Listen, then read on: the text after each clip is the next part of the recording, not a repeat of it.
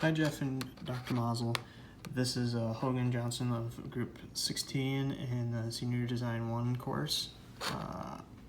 Here to talk about our assembly, testing, and troubleshooting portion of the presentation.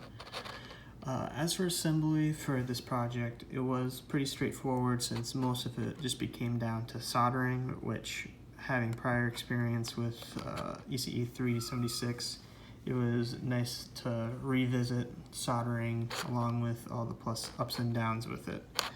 A lot of it was interesting because of having to resolder some different components due to them failing, which I will talk about more when I get to the troubleshooting section.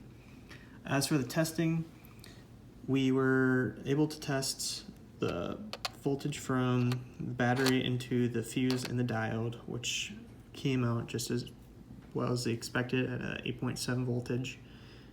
Then with our switch that David mentioned, it kept that voltage and ran all the way into the capacitor, which then obviously triggered our output into our Darlington pair through this 7.5K resistor that triggered our buzzer.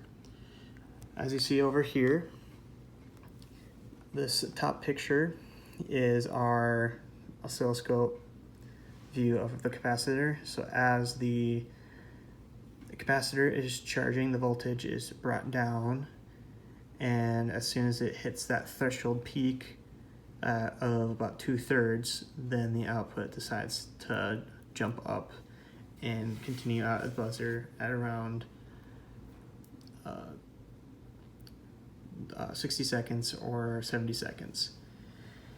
Now, some of the problems that we had when initiating the circuit was having our reed switch, since we couldn't really figure out how to properly set it. So thanks to Jeff that we had used this little switch here in order to make sure that we were testing it correctly. As for pieces that went wrong when we were testing the circuit, we neglected to figure out that this resistor right here was important in receiving and giving current, or the necessary current, into our Darlington pair. Another thing we didn't realize was that we needed a relatively low resistor as our fuse.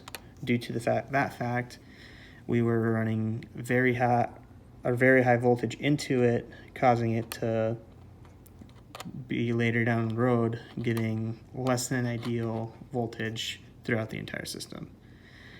Besides that, a lot of things that we found were able to be fixed and or tested, in which we were able to finally come up with a successful system. Thank you guys for a great semester.